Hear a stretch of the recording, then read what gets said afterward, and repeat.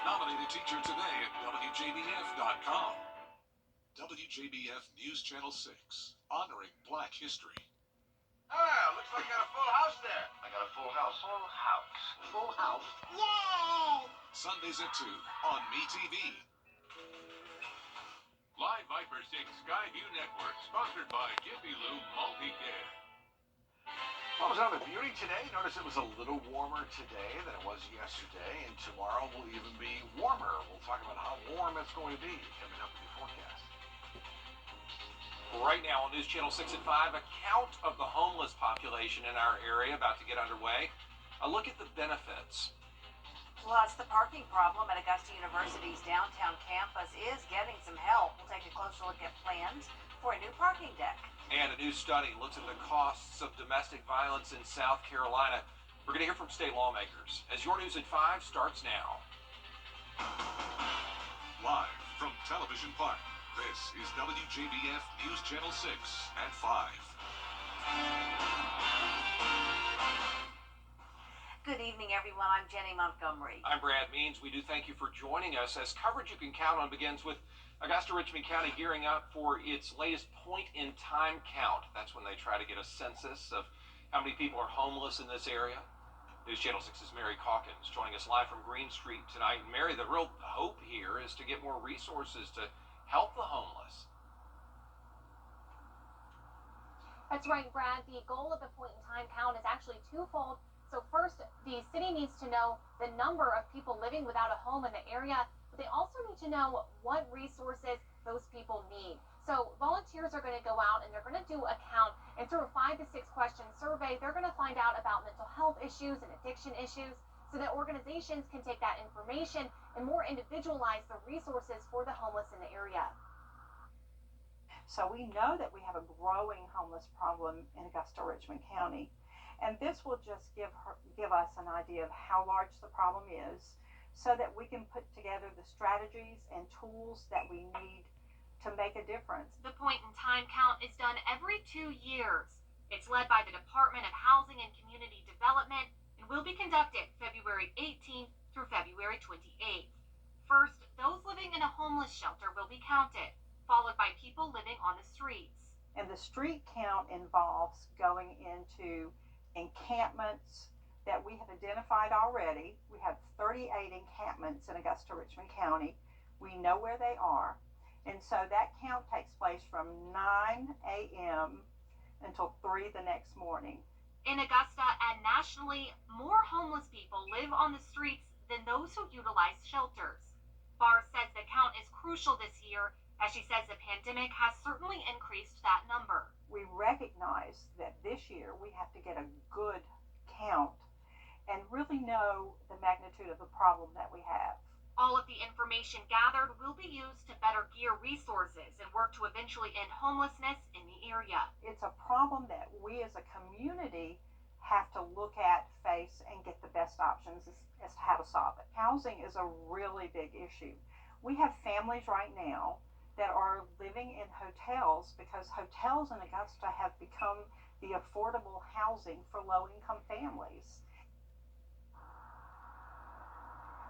And volunteers are needed for the search. So volunteers will go out in groups of 5 to 6 people and will be accompanied by law enforcement personnel. Now, anyone who wants to volunteer must go through a training program, and the counting will be done on an app that you can download on your phone. And we'll have all of this information on our website, including how you can get involved. And that will be on in this story. For now, reporting live in Augusta, Mary Calkins, WJBF News Channel 6. Augusta is looking for a plan to pay for street lights. A street light fee that's going to have to be imposed. Commissioners this afternoon directed the administrator to present a new streetlight payment plan at their meeting next week. Governor Brian Kemp backing a new bill on masks. It lets parents choose whether their child has to wear a mask at school. The governor says students should not be forced to wear those all day. Well, we felt like having a short window. We're not obviously going to deal with a global pandemic for the rest of our lives. As you all know, I've been a local control governor working with our school systems to help get kids into the classroom. I have great respect for that, but I also believe that when you have schools out there that have a mask mandate but then allow visitors to come in unmasked, what is the point? Senate Bill number 514 would prevent schools and teachers from punishing students academically if the child's parents allow them to go maskless. Our chief meteorologist, Tim Miller, joins us now. Coming up in just a few minutes, Jenny Brand. Tim, thanks. A Waynesboro police officer off the job today after a complaint that he and another officer nearly let a 7-year-old girl get kidnapped while they were trying to arrest her father. Officer Ronald Bartlett has been suspended for 8 days without pay, also got 6 months probation, and demoted from a promotion that took effect just days before this January 22nd incident. Chandra Hendricks, the child's mother, says she feels that punishment is a slap on the wrist for what could have been very serious. Officer Bartlett's body cam footage shows him approaching a man with the child in the back seat and then letting the man go without getting any information from him. Do you know this gentleman? You know the child? Then why would you take the child you don't know? I understand that, but you have to understand too that you're not supposed to do that. You understand they can charge you kidnapping. Well, the entire department also has to retrain now on how to respond to a call that involves juveniles. The department did identify that man in the car, and they gave the case to the DA. Permitting fees in Burke County are higher than some of the surrounding counties. The Burke County Planning Commission says those fees are double what people in McDuffie, Screven, and even Richmond County are paying. Lee Webster sits on that committee. He says permitting fees in Burke County are based on a percentage rather than a flat fee.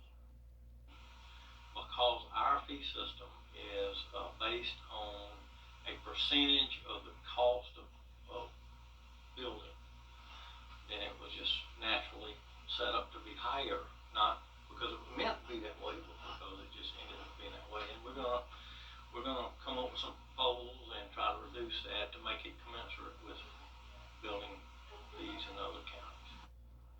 They're going to make that recommendation at next Tuesday's work session meeting, but county commissioners will have to approve it. The battle over redrawing district line house. Domestic violence costs South Carolina hundreds of millions of dollars every year. That's according to a new economic analysis released this morning at the State House. Jason Raven takes a look at the study and how lawmakers are responding. Now, researchers who conducted this study say domestic violence is far more prevalent in South Carolina than many other parts of the country right now, and they say it's costing the state nearly $1 million a day.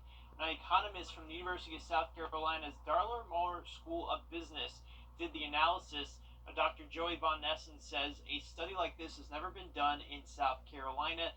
Now, he estimates domestic violence costs South Carolina about $360 million a year.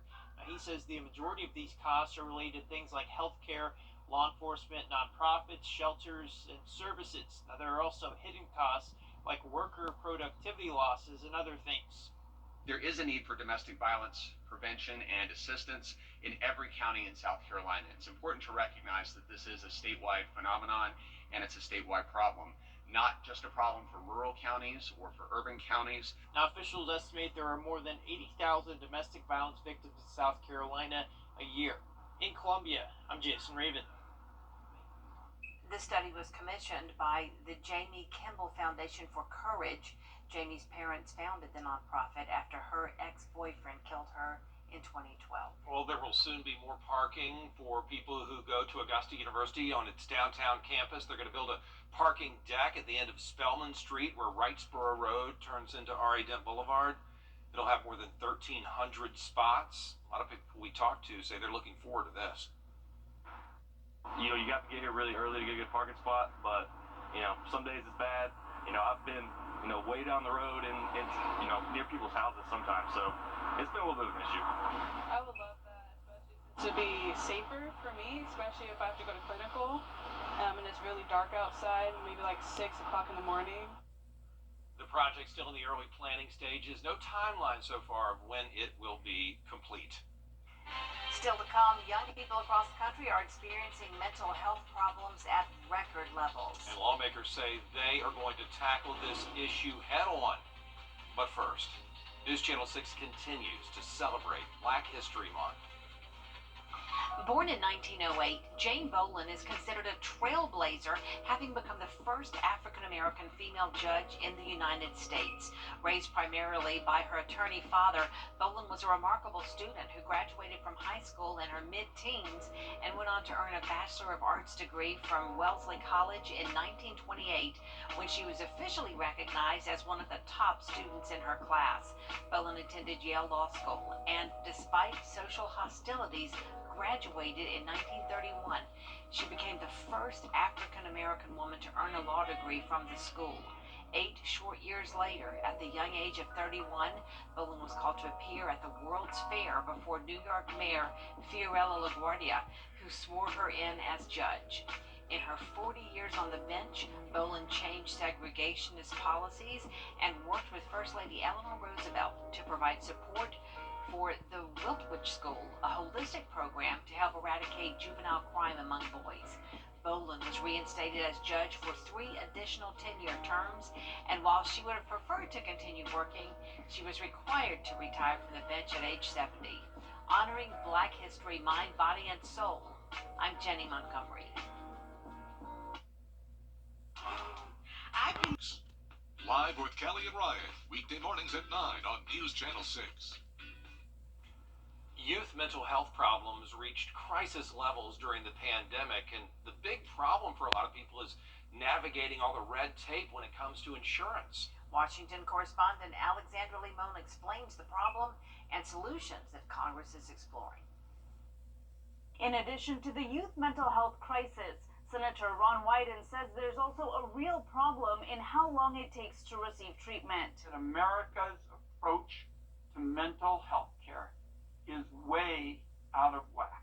The pandemic caused a jump in self-harm and suicide attempts in young people. A 5-year-old in the emergency department who disclosed suicidal feelings and plans to run into traffic in reaction to her parents' job loss, financial stresses, and her mother's depression. Doctors say part of the challenge is that private health insurance companies don't treat mental health the same as physical health problems. That leads to patients being stuck in the wrong healthcare setting for months. Emergency room boarding often creates more distress, decompensation in psychiatric symptoms, and increased traumatic exposure. Experts say government-funded healthcare is a problem too, and low Medicare reimbursement rates contribute to staffing shortages. There are also challenges reaching kids in rural areas. Adolescent psychiatrists in my state, they're in the cities. They are not in the rural area. Experts say schools and telehealth services can fill that crucial gap, but they need more resources. Lawmakers vowed to develop real solutions. We're going to dedicate our efforts to mobilizing the Congress for these fundamental reforms. Coming up, our Chief Meteorologist Tim Miller with a look at your Viper 6 forecast. And a special honor for the 8 historically black colleges and universities in South Carolina. That story next. Signing this morning. Starting today, every third Tuesday, the governor held a bill signing ceremony to mark this new declaration.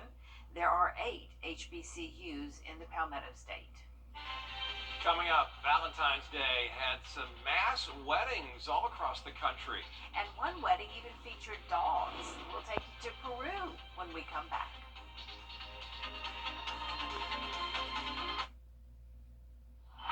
Election never is, but these offers will. Some Peruvian four-legged friends tied the knot on Valentine's Day yesterday. You know, mass weddings are common in Peru, especially on Valentine's Day, but this mass dog wedding, a bit of a twist on the tradition. Some dogs dressed conventionally in a bow tie for the groom and a white bell-shaped dress for the bride. Others opted for more summery attire. It is the hot season down in South America. Well, they look handsome. Well, that's just beautiful. too cute. That is too So cute. cute, yes. We're back at 6, but count on News Channel.